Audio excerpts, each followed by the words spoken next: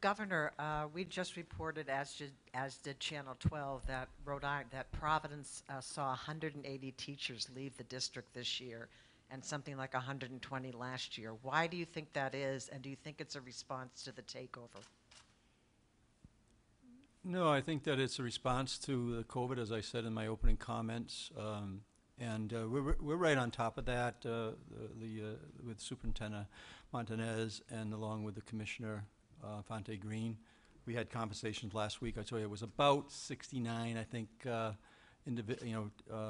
positions that were open by this morning. They had already placed, I think, almost 50 of those. So we're going to open up in a way that's going to be really powerful for the state, but also another opportunity to say to retired teachers out there that are, looking for that opportunity to really contribute back into a really important effort, which is in Providence, the schools. Great opportunity right now to come back and give a half a year, a full year, and we'll make the accommodations for that to happen. And so is there any concern that this might be related to disgruntlement or dissatisfaction by the union? Well, all I can tell you is this, that I've visited schools throughout Providence. We haven't got to every one yet, but I will in a short period of time. I think I'm into about 24, 25, and have now attended professional development with teachers in multiple schools, and their energy is high. So all I can say is that whatever the reason, the energy is high. I'm sure that has a lot to do with our office stepping in and creating and getting a contract signed that's going to help our students and families, along with the teachers and the administrators. Are thrilled that that's an upbeat approach right now, and that normally normally leads to some great results. But we're also going to make sure that we're doing our work to make sure that great outcomes are being developed in the Providence schools, and the teachers are going to be a very important part of that. Governor, regarding Eleanor Slater Hospital, good news about accreditation, but we learned a week ago that the assessment of the IMD situation had been submitted and the state was reviewing that. After reviewing it, do you think the state is going to be able to build the Medicaid program again? Yeah, so we expect to have some news on that, we're going to, I believe we're going to be able to collect backwards. I think that's been made public. And also, we fully expect that we'll be in a position to start rebuilding and beginning in November. Going forward, do you think you'll be able to continue billing the Medicaid program after this? I believe that we start to qualify again in November.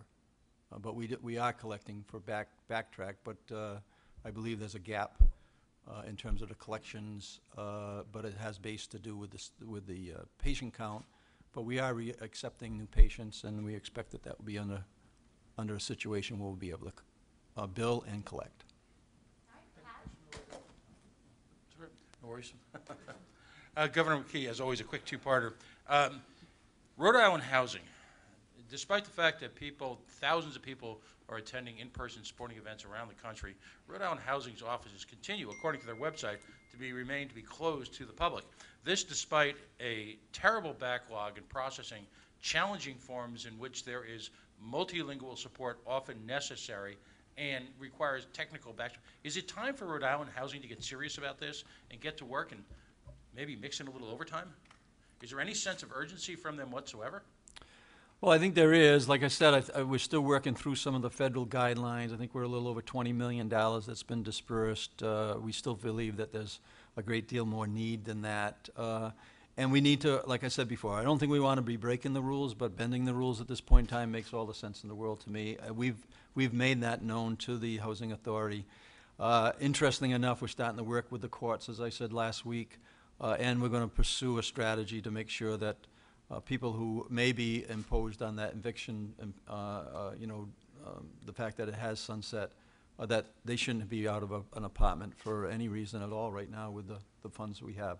So yeah, all I can tell you is that we are focused on that issue, and we're available to help the Rhode Island Housing, and we've made it known that it's an issue that we want those dollars to be distributed as quickly as possible. I'll just repeat that whether it was holding on to the unemployment $300, which was about $350 million to the state that we were able to keep by not eliminating that benefit over the last 3 months, 3+ months. Same thing here.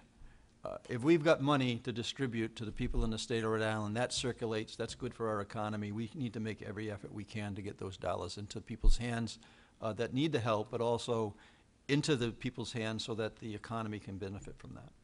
Just to follow up before my second question, do we have yet a timeline, a mean time between receipt of application and expected turnaround time? And of course, most importantly, for the landlords who are also suffering, who aren't getting paid, and all the best intentions aren't going to pay their mortgages, do we understand how much time is going to elapse on a typical basis between the receipt of the application and the actual cutting of the check, as it were? Yeah, so as of last week, it was too long. I'll hold my comments and I reserve my comments in terms of the flexibility that I believe our office had a great deal to do with conversations that we had with the White House relative to this particular issue. So let's see where it accelerates. I think that we got to give it another week or so, but then we'll have a timeline. But yes, I think it was taking too long to get through applications. There were just it reminded me of how we weren't able to get money out to the small businesses a year ago.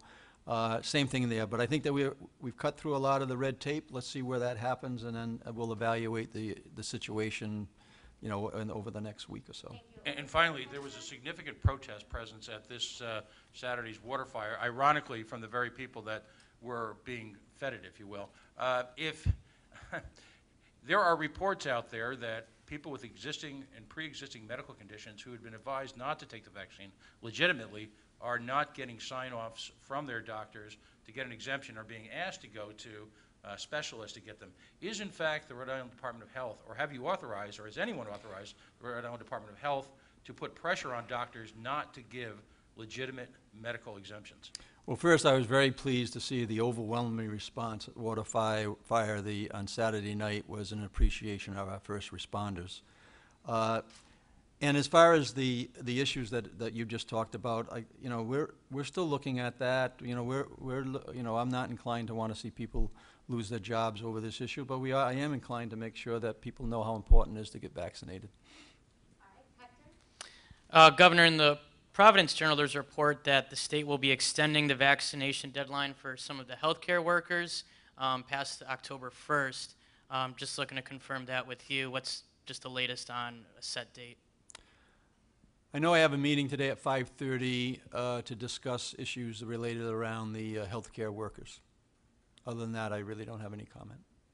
Will these people lose their jobs? Is that still on the table? Or because I know said you were able to be flexible on it, especially with the letter coming out from the 33 I representatives don't know why today. I said flexible. I think that was the headline in the paper, but I said we are looking into it and understanding the impact of that. But all I can tell you is, look, I've met with the firefighters. I've mentioned that. I've had conversations on last Thursday, met with them on Friday. We've met with the healthcare providers, the nursing homes on Friday as well, and looking at the issues that are challenging them. But one of the things, let's remember what we're trying to do here. We're trying to get people vaccinated. We're over 84% now of our adult population in the state of Rhode Island vaccinated right now with at least one shot. And so our goal is to get to 90%. And we're not looking to penalize the 10% that don't get the vaccination. But at the same time, we need to keep people who are in the congregate setting safe. So we'll continue to stand with the hospitals as they asked us to, as well as the nursing homes as they asked us to as well. And then we'll look at the other circumstances in terms of whether an extension on the date that would be matching up similar to what Massachusetts has makes sense. But those decisions will be made later today. Yeah, just to follow on that, Governor, I know that right now if you're going to an emergency room or you need other urgent care in a hospital right now, you may be faced with hours of waiting, diverting to another hospital. And that's, I think, what some of these lawmakers are getting at in their letter, that if this mandate were to move forward, that these healthcare workers may be making the situation even worse in hospitals right now.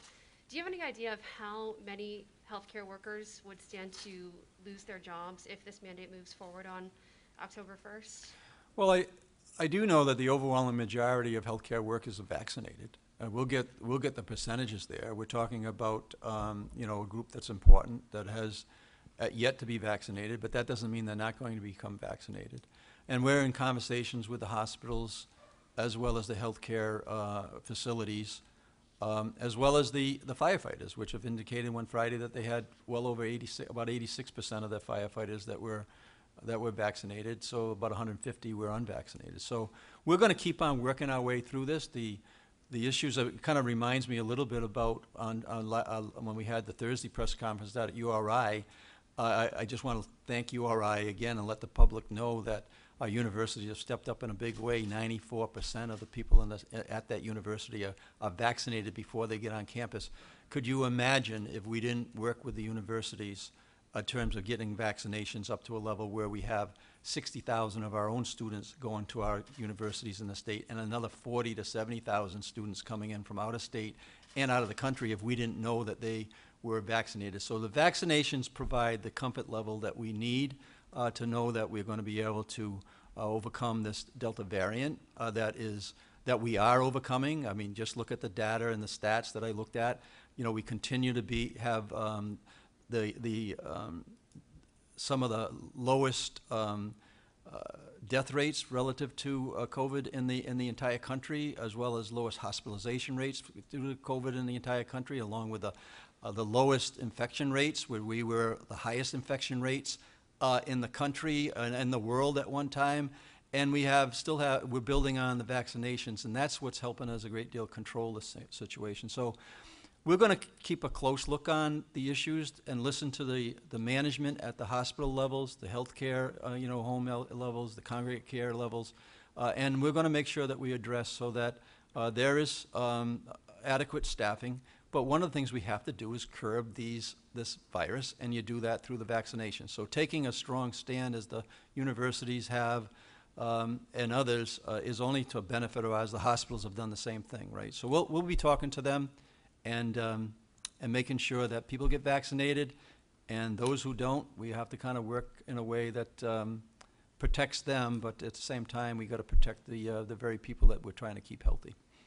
Now, are those employees who maybe don't comply, would they be able to receive unemployment if this is the reason that they lose their job because they're refusing to take a vaccine, or are they still eligible for unemployment? I'm not sure. I would imagine they would be eligible, but at the same point in time, that's not our intention here. Our intention is to keep people employed and get them vaccinated. Brian, and then Kathy? Governor, on that note, what do you think of 33 state representatives, Republicans and Democrats, calling on you to rearrange that October 1st deadline because they fear that there will be a healthcare shortage, and also argue that the people who are on the front lines of this pandemic may now be penalized for not getting vaccinated? So I haven't read the letter. I heard that there is a letter.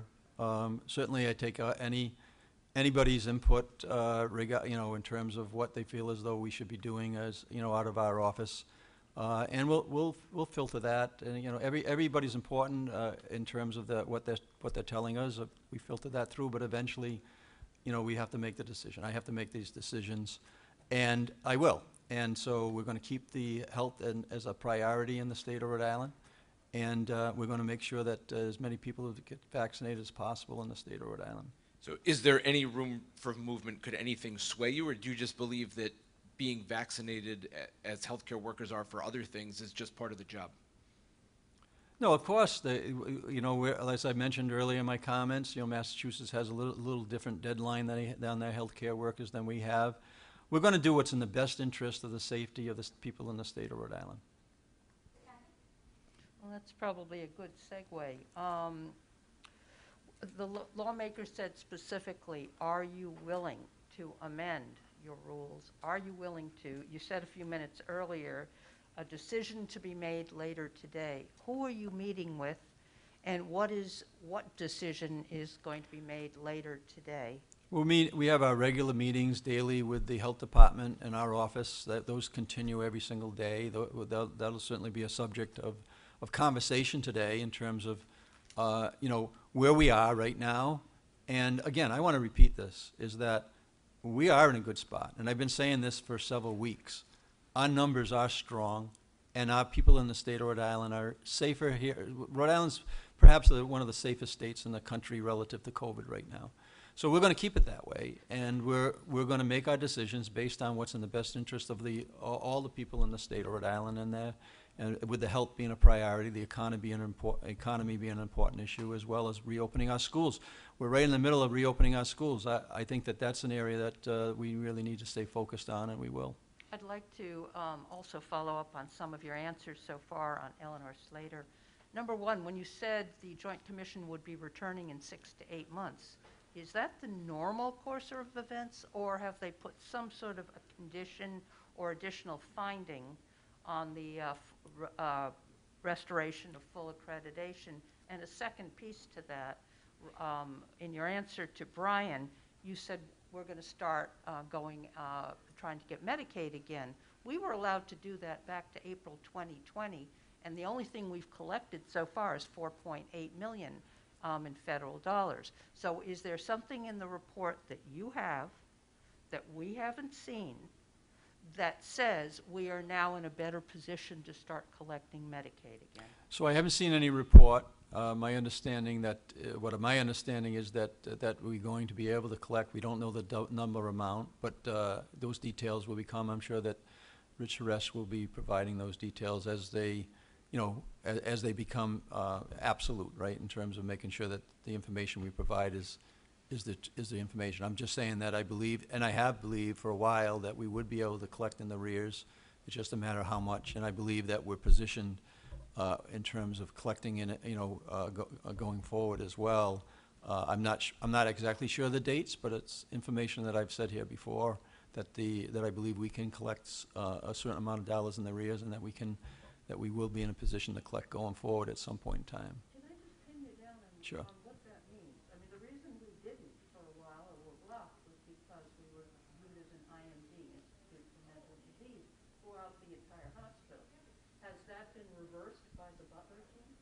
There's going to be information on that tomorrow, Kathy. Yeah. So all I know is that you asked the question, I told you what I know. I don't know any more than I said. I believe that we will collect some dollars that in arrears, and I believe that we will be billing, forward, at some point in time based on the work that has been done at Eleanor Slater and the staff there, and Director Shress will be able to fill that in along with Secretary Jones. Governor, there was more than $2 million cut by Buddha to ongoing recovery and medication-assisted treatment programs beginning October 1st. It's been unclear. I haven't been able to discover, even though I've asked the questions, who authorized those cuts and whether or not you were briefed, number one. Number two, the people in the recovery community appear to be in open revolt about those cuts, and they're threatening to stage a walkout tomorrow at the governor's task force unless that becomes the top agenda item. I know that there was a letter that was sent to the Department of Health this morning talking about that. Were you ever briefed about those cuts? What do you know about what's going on? So I don't know whether they're cuts as much as a federal program that is sunset, right? So if the federal dollars are not there anymore, that's not a cut. That means that the federal dollars are no longer available. That's my understanding. It's new news to me a little bit, but we're looking into it, and we'll have more information going forward. But my understanding, they weren't cuts, physical cuts. Oh, we're going to cut that program from state funding.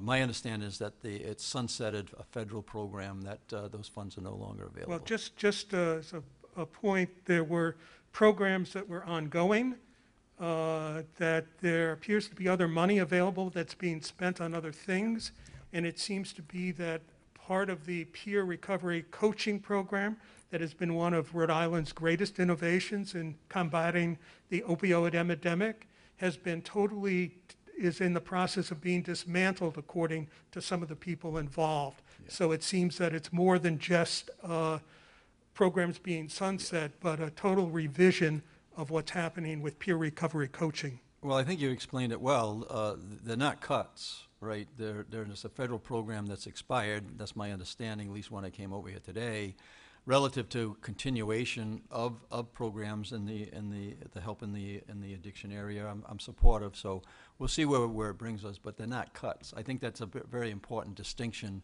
between exactly what you just said. You feel as though there's money that's available in the budget that could be allocated to fill the holes.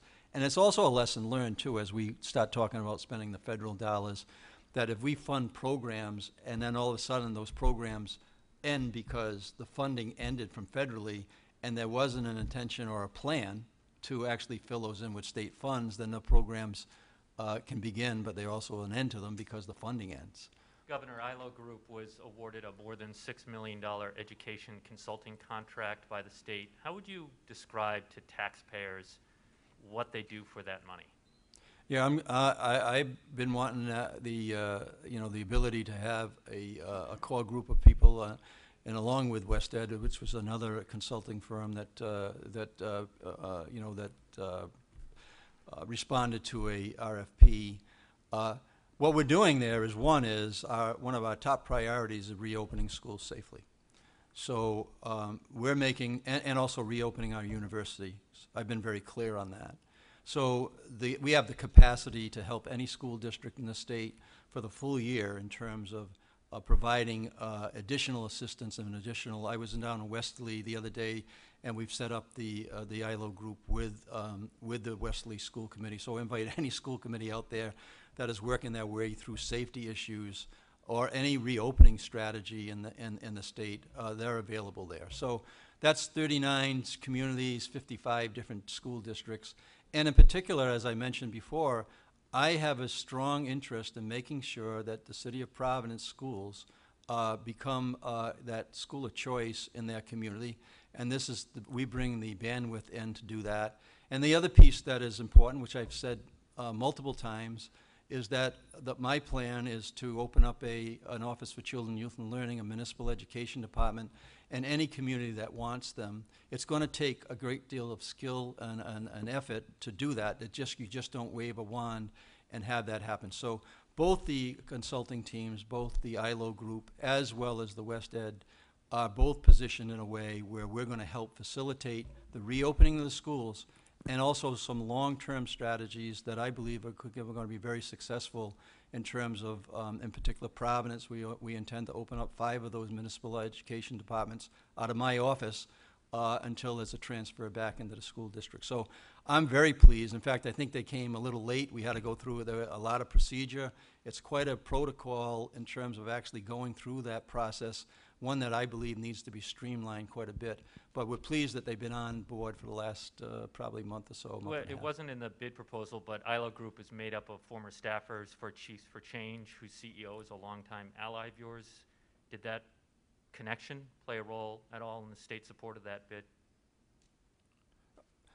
We supported people who could get the work done that I just talked about. So it didn't matter who referred or who may had a relationship. I wanted to make sure that we reopen schools safely. I think everybody in the state of Rhode Island wants to make sure we're reopening schools safely. They have the capacity to do that. We want our universities to open up safely. West Ed has the capacity to help in those areas. In fact, working directly with Rhode Island College right now in terms of vaccination rates that we need to get up. So I just want good people that can figure out how to help the state of Rhode Island in education, and that's what we got.